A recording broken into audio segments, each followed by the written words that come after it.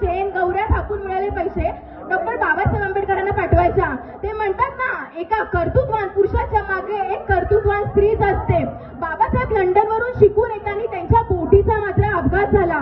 सगळीकडे हाहाकार उडाला की आंबेडकर ज्या बोटीने येत आहेत त्या बोटीचा अपघात झालाय. ज्याच्या त्याच्या तोंडात हेच नाव. पण या महामानवाचं नशीब बघा ना, त्या बोटीने ते येणार होते, त्या बोटीने ते आलेच नव्हते. ते दुसऱ्या बोटीने आले, ते घरी आले. रमाबाईंनी त्यांच्यावरनं भाकर तुकडा वळवून टाकला. त्यांनी तो फेकून न देता स्वतःनी खाल्ला. तेव्हा रमाबाई त्यांच्याकडे आश्चर्याने बघू लागल्या. तेव्हा बाबासाहेब त्यांना म्हणाले की मला सांग रामू, लोकांच्या अंगात देवी भूतच का येतात?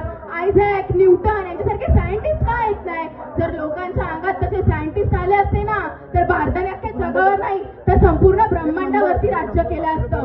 अरे ते हे देखील म्हणायचे, तुमच्याकडे 2 नाणी असतील ना, तर एका नाण्याची भाकरी घ्या आणि एका नाण्याचं पुस्तक. कारण का तर भाकरी तुम्हाला जगवेल आणि पुस्तक तुम्हाला ना कसं जगायचं ते शिकवेल.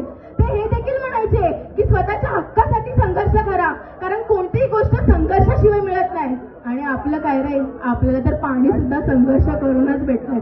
कुरान कहता है मुसलमान बनो, कुरान कहता है मुसलमान बनो, बाइबल कहता है ईसाई बनो, बाइबल कहता है ईसाई बनो, भगवत गीता कहती है हिंदू बनो, भगवत गीता कहती है हिंदू बनो, और मेरे बाबा साहेब का संविधान कहता है तुम एक अच्छा इंसान बनो, तुम एक अच्छा इंसान बनो. अरे विचार करा, किती भयानक ग्रंथ असेल व तो मनस्फूर्ती, ज्याला बाबासाहेबांनी अग्नीमध्ये दहन केलं. त्या ग्रंथामध्ये फक्त चूल मूल आणि पतीचे गुलाम बस एवढंच, आणि स्त्रीचा पती गेल्यानंतर त्याच्यासोबत सती जायचं एवढंच. अरे बाबासाहेबांनी त्या ग्रंथाला अग्नीमध्ये दहन करून पुरुषांच्या खांद्याला खांदा लावून जगायला शिकवलं. आणि एवढं सगळं होऊनही संसदेत अमित शहा म्हणतात कोण आंबेडकर?